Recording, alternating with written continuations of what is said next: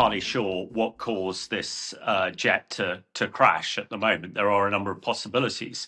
I think, first of all, the Su-57 is supposed to be the Russia's latest what we call fifth generation fighter jet, similar to the American F-35s, which America has, Britain and a few others, which are, the state of the art, the very latest technology around.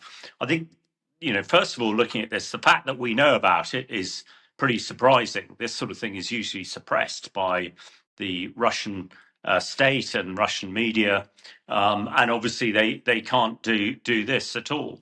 The jet itself is much troubled. It was supposed to come into service in 2017, I think, then 2019, and even today, almost 10 years after it's supposed to come into service, there are only a few of them around. However, they are the sort of mark jet, as it were, supposed to be a demonstration of Russian technology and the sort of best thing around. Now, that is clearly sort of not the case. So I think, why this jet has crashed, if somehow it has been shot down because of Ukraine activity, that would be incredible. However, having said that, the Ukraine Secret Service, the SBU, who has been conducting a lot of attacks deep into Russia, sometimes 2,000 kilometers from the Ukraine border, attacking predominantly the oil industry, it wouldn't be so surprising. This does have the SBU, the Ukraine Intelligence Service, are incredibly innovative and seem to, have tentacles, if you like, all over Russia. There are quite a lot of Russians who actually support the Ukraine position. So if they've been able to hack Russian air defenses, then that would be incredible, but not completely surprising. We've seen Ukraine drones and missiles attack Moscow frequently, and Russia seems unable to be able to stop them doing that. Such is the domination of Ukraine's Secret Service and its deep missile attacks. So on a whole host of things, this is, I would have thought, very, very bad news for the Kremlin, that their highly prized machine costing, somewhere like $100 million has been lost. If it was shot down by its own air defense, that would be remarkable, because, again, it would suggest that the Ukraine Secret Service have hacked into it. The ability for Ukraine to manipulate Russia's electromagnetic spectrum in the current day and the current battlefield is a game changer, match winner. So I think it is sort of synonymous of what we're seeing in the current conflict between Ukraine and Russia at the moment. Ukraine very much on the front foot, and Russia not. And the fact that Russia can't suppress this news is pretty staggering. And we understand, even reading the Russian newspapers, most of them which are very pro-Putin and pro the Kremlin, are starting to question the war. And this, again, will be an act that I am sure will go down very, very badly in Moscow and across Russia, showing the domination that Ukraine is starting to have over the Russian military and the Russian people to a certain degree. Well, it's incredibly dangerous, and it's really the stuff of sort of James Bond and cyber films, and I think people are staggered that actually this sort of thing's going on. But as we've seen, the spin of aviation. Innovation, rather, during this war has been absolutely incredible. And we have known from an early on that the electromagnetic spectrum, the person who controls it really controls the battlefield.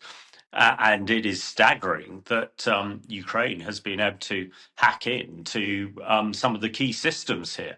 I mean, this is really an own goal. If this is the case, and Russia can't control its own systems. I mean, we know in this country that we are warned almost on a daily basis by the UK security services that the Russians are conducting a cyber war against us, and we know that the Iranians are trying to attack us from a cyber perspective.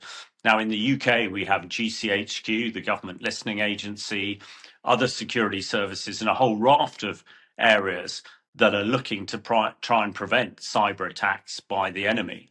Now, it would appear that Russia is not quite so sophisticated.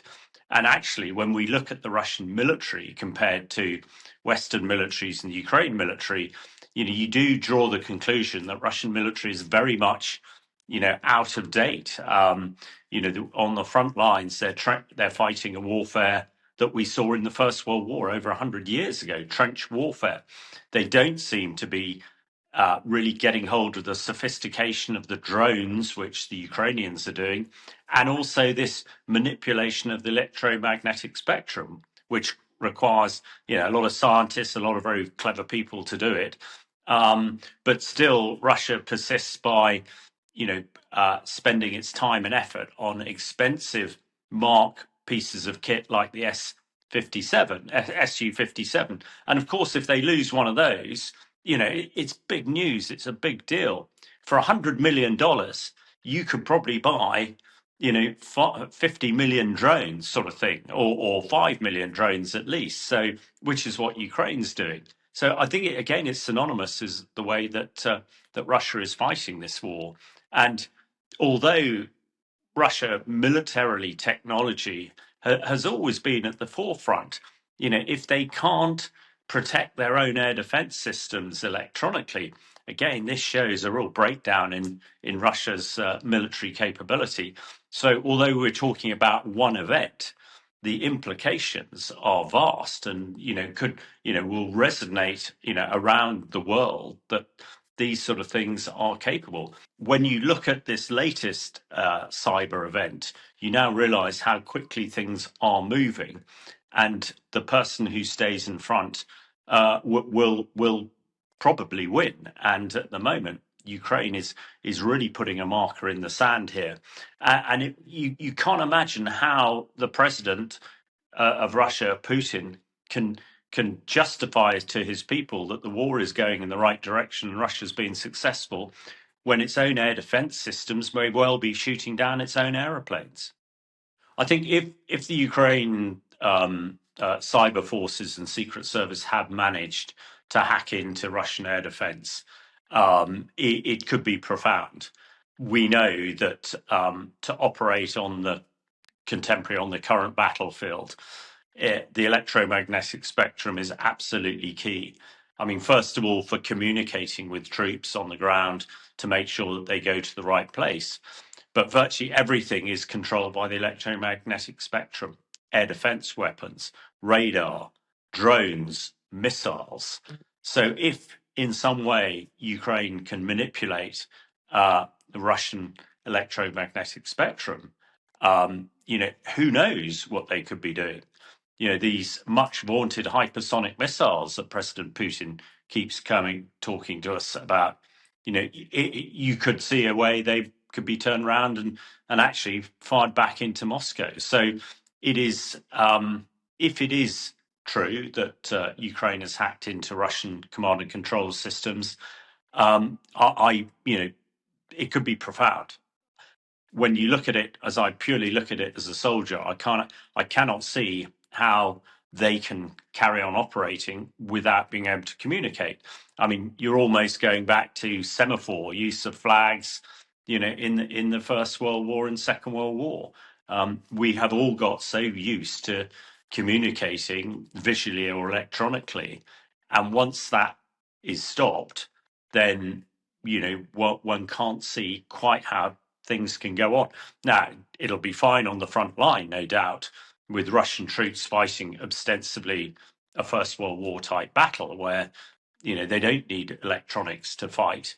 But everywhere else, and particularly in the air defense world, if you can't guarantee that your own air defense is going to shoot down the enemy rather than your own assets, then you're in a really difficult position. So I think we don't know for absolutely sure how this Su-57 came to crash, but if anything to do with the electromagnetic spectrum has resulted in it, then this could be a really pivotal time in the war with Ukraine, and it shows that Ukraine is very much on the front foot, and hopefully Putin and his generals realize that the only way forward is peace, And let's hope that they realise that and we get a ceasefire as soon as possible.